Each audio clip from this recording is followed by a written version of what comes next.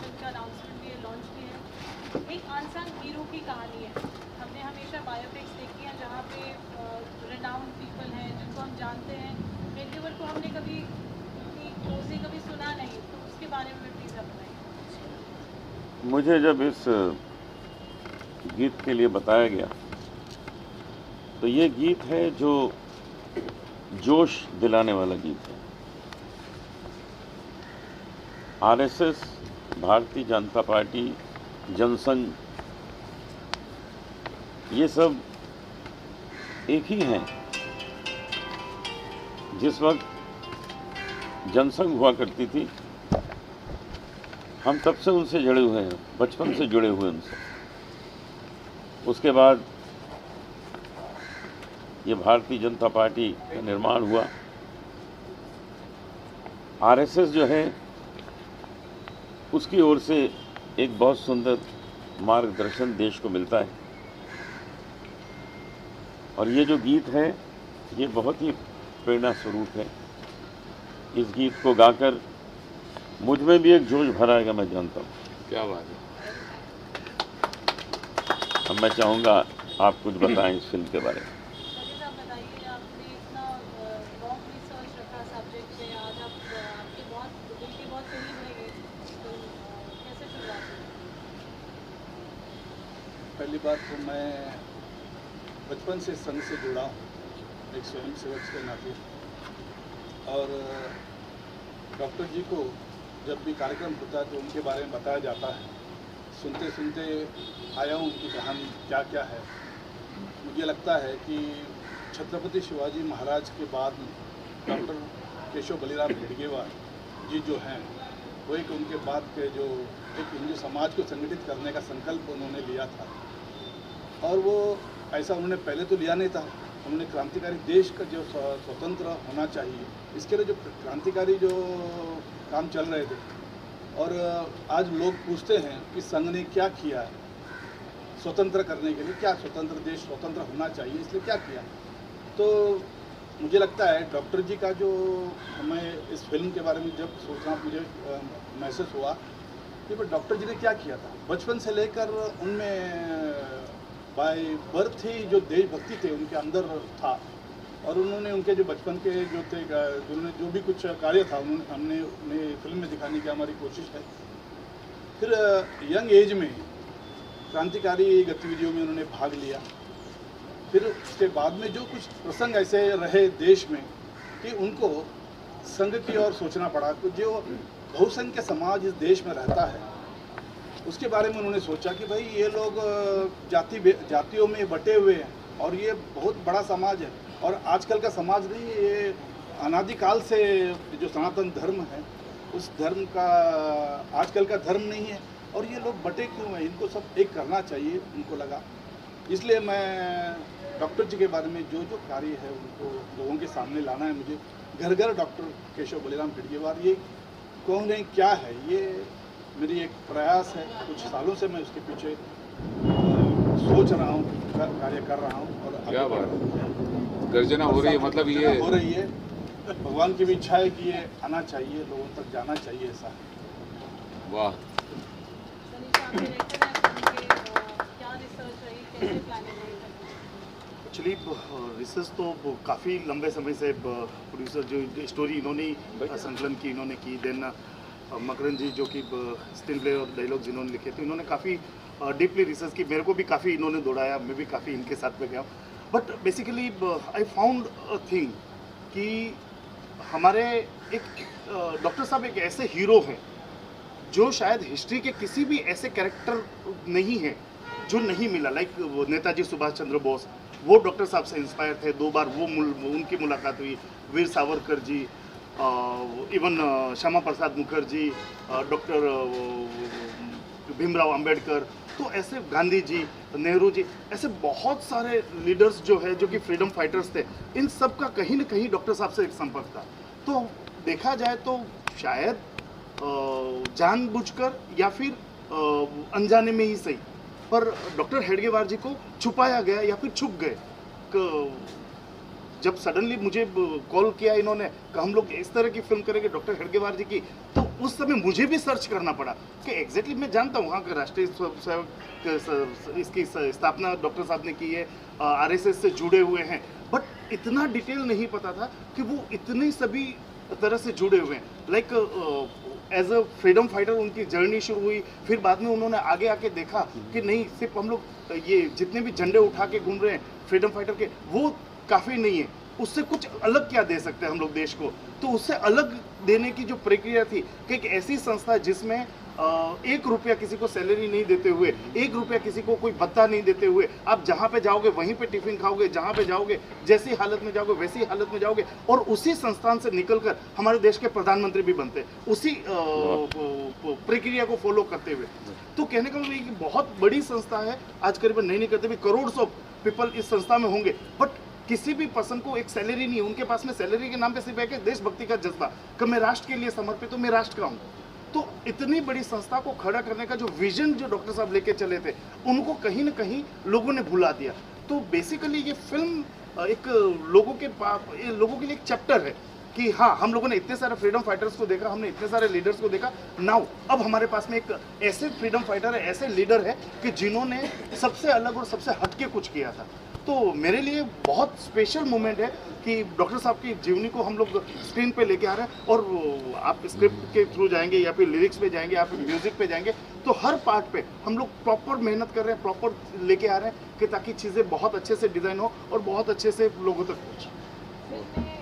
Inspiring story है, कितनी controversies face करेगी? मुझे नहीं लगता कि किसी भी तरह की कोई कंट्रोवर्सी है, क्योंकि हम बता वही रहे हैं जो सच है, इसमें कोई कंट्रोवर्सी नहीं होनी चाहिए। और अब हो ये रहा है कि मैंने आपकी तरफ देखा और आपने बोला मुझे क्यों देखा, ये कंट्रोवर्सी है। तो इस तरह की कंट्रोवर्सी करनी है तो कोई भी कर सकता है और कैसे भी कर सकता है, बट बेसिकली ये बायोग्राफी और प्योर जीवनी है हेडगेवार जी की, क्योंकि सालों की रिसर्च है, कोई 2 दिन का ये नहीं था।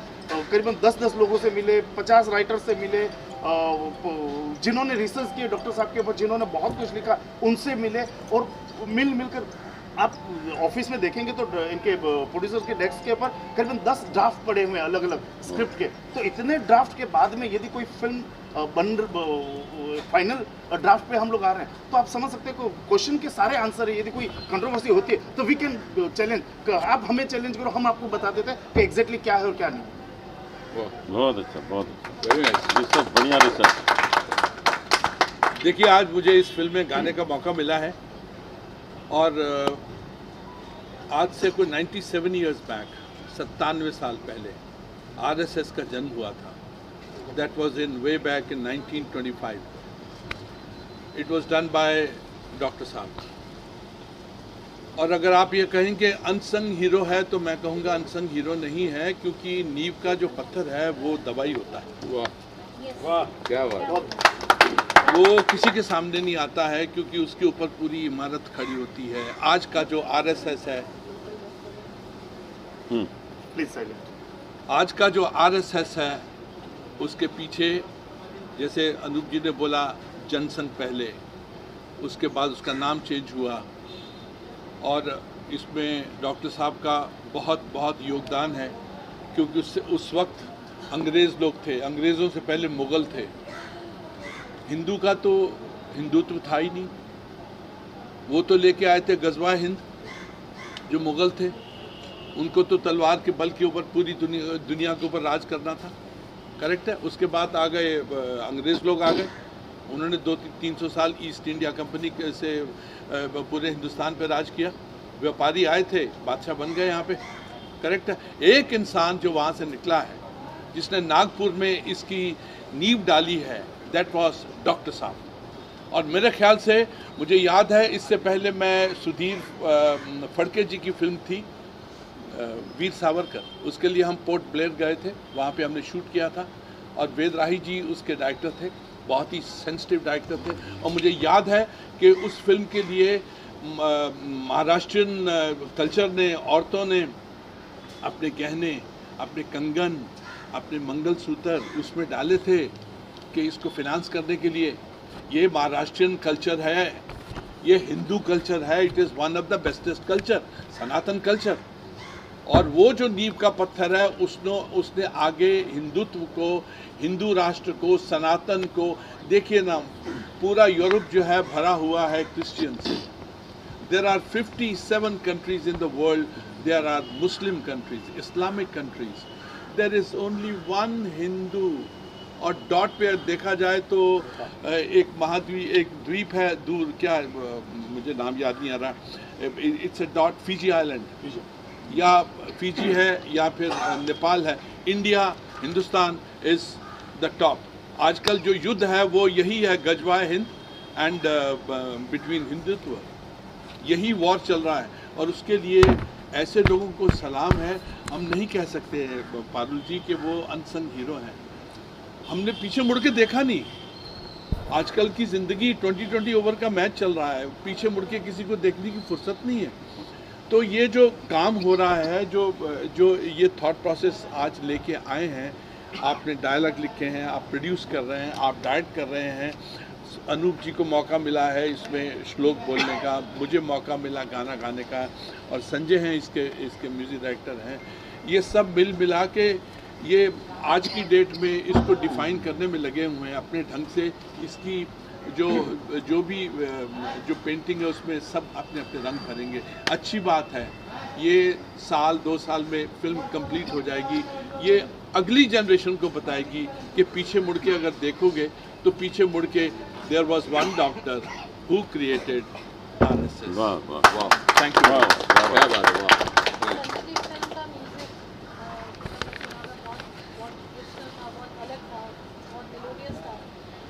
आपने कैसे सुन लिया? अभी तक तो हम दोनों ने गाना ही नहीं गाया। म्यूजिक तो मैंने पहले ही सुनाया था। अच्छा, ओके। पारू लंदन की खबर रखती है। फैंटास्टिक। बस बहुत सालों से मैं शेट्टी जी के साथ, हमारे अण्णा उनके साथ हूँ। तो उन्होंने कहा था एक बार कि मुझे ऐसी फिल्म कर रहा हूँ तो तुम करेगा? मैं बोला ठीक है, करूँगा ज़रूर। तो उसके बाद कई साल बीत गए। भाई हमेशा बोलता था अरे क्या हुआ फिल्म का, मुझे भी लग रहा था कि मुझे भी मौका मिलेगा कुछ काम करने का।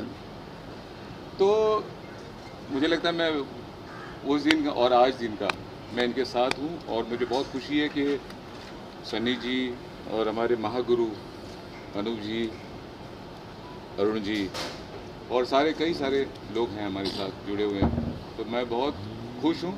और इस फिल्म के गाने के बारे में ये कहना चाहूँगा कि ये 4 गाने इस फिल्म में हैं।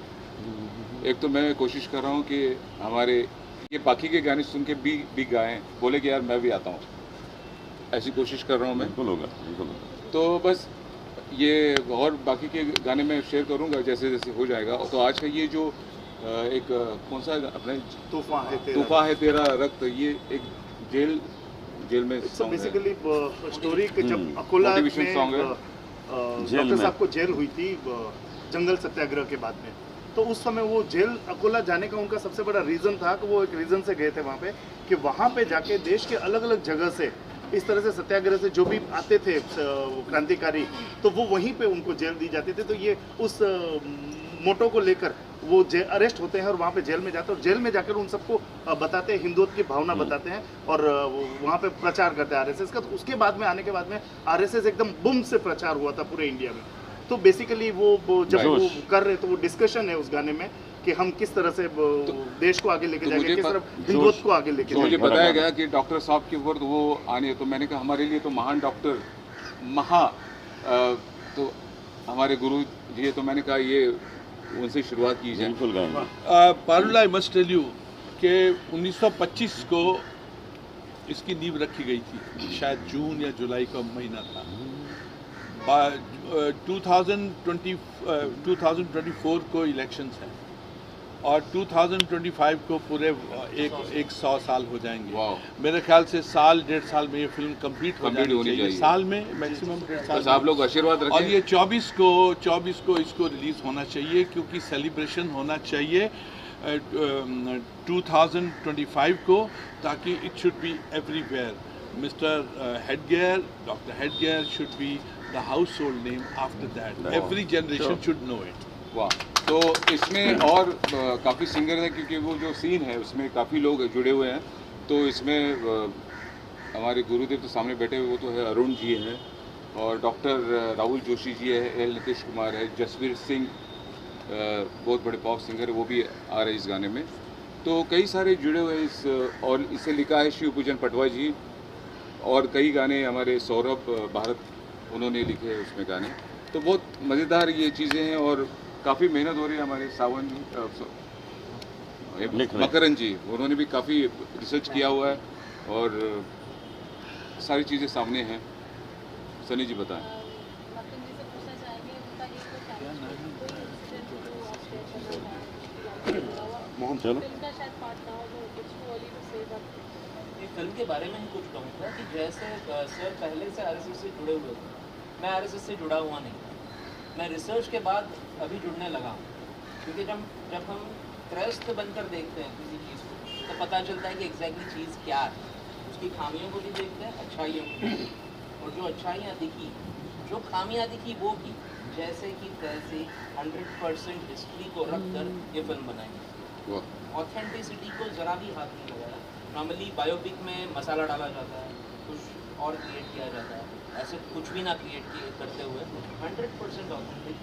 जिन्होंने डॉक्टर साहब को करीब से देखा था, जिन्होंने उनसे बातें की थी, जिन्होंने उनको पढ़ा था, उन सब से हम मिलकर आए, बहुत सारे लोगों से मिल के आए। डॉक्टर लक्ष्मण राव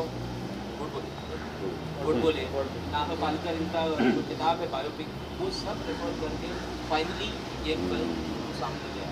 और विश्व की हम नॉर्मली ये कहते हैं ना कि सबसे बड़ा फुटबॉल का मैदान कहाँ पे है, सबसे बड़ा पर्वत कहाँ पे, विश्व के सबसे बड़े संगठन की नींव जहाँ पे रखी गई, उस बारे में ये फिल्म। आपको लगता नहीं कि डॉक्टर हेडगेयर साहब और आज के मोहन भागवत जी एक दूसरे के प्रतिबिंब हैं? बिल्कुल एक दूसरे के प्रतिबिंब हैं। आज 97 इयर्स के बाद में somebody is there जो वैसी विचारधारा रखता है, वैसा अपीयरेंस भी रखता है, एक प्रतिबिंब है जो उसी प्रतिबिंब को आगे लेके जा रहे हैं। और मेरे ख्याल से जितनी भी आत्माएं यहाँ पे बैठी हुई हैं, सब मुत्तफिक होंगे कि अबाउट ये जो विचारधारा है, आरएसएस की विचारधारा है, उससे हम सब मुत्तफिक हैं। एंड व्हाई नॉट, देश को अगर चलाना है उस लेवल पे, अगर सोने की चिड़िया बोलते हैं लोग, वो बनेगी, मैं तो कहता हूँ सोने का शेर बनेगा ये। वाह क्या बात है। वाह वाह वाह। और मैं चाहता हूँ सबको धन्यवाद देता हूँ, ये सबसे मतलब ये टीम में जितने जुड़े हैं उनको भी धन्यवाद, आप लोग जो आए हुए आप सबको का भी धन्यवाद, बहुत बहुत धन्यवाद। मीडिया को धन्यवाद। Thank you thank you thank specially thanks to Parul and group. आइए अनुज जी, आपसे चलते चलते मैसेज फिल्म के बारे में जो आप देना फिल्म के बारे में यही मैसेज है कि जिन लोगों ने इतने संगठित होकर आज देश को प्रगति के मार्ग पर लाए, उन सबको हम सलाम करते हैं। संघ से जो लोग जुड़े थे, उन्होंने आज अपनी यात्रा यहाँ तक पहुँचा दी है कि सारा संसार भारत की ओर देख रहा है। सारा संसार कोई प्रॉब्लम आती है तो मोदी जी से एडवाइस लेता है कि आप हमको बताइए हम अपनी ये प्रॉब्लम कैसे दूर करें।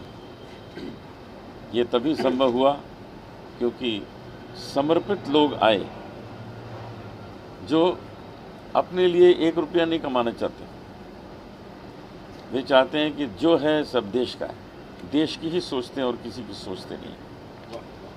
तो आज वो समय है और आप सबको बधाई है कि एक अवतार स्वरूप नरेंद्र मोदी हमको मिले हैं, जो केवल एक साधारण पुरुष नहीं है, ये अवतार पुरुष हैं जो हमारे देश को कहाँ तक ले जाएंगे आप देखिएगा। ठीक है, मैं कहता हूँ ये हिंदू राष्ट्र, मैं कहता हूँ ये हिंदू राष्ट्र, ये फिल्म का टाइटल है। और अब तक हमने क्या किया है, हमारा क्या रोल रहा है। जैसा कि हम सब जानते हैं कि मतलब हमारा देश समय समय पे टूटता रहा है। तो डॉक्टर साहब ने इस बारे में सोचा कि टूटने का कारण क्या है, देश को टूटने का कारण क्या है। तो बाद में सब चीज़ को ध्यान में रखते हुए एक बात देखी गई कि समाज बटा हुआ है। तो समाज को एक करने के लिए, हिंदुत्व को एक करने के लिए उन्होंने संघ की स्थापना की और आज जो हमारी जर्नी है वो यहाँ तक पहुँच गई है। हम सब जानते हैं 97 साल हो चुके हैं, अब 3 वर्ष बाद 100 साल हो जाएंगे, और उसी बात को हम ध्यान में रखते हुए चल रहे हैं और निरंतर चलते रहेंगे। क्या आपका एक ही टाइटल ट्रैक है कि इसके अलावा और गाने हैं? नहीं, मेरा टाइटल ट्रैक है। Thank you.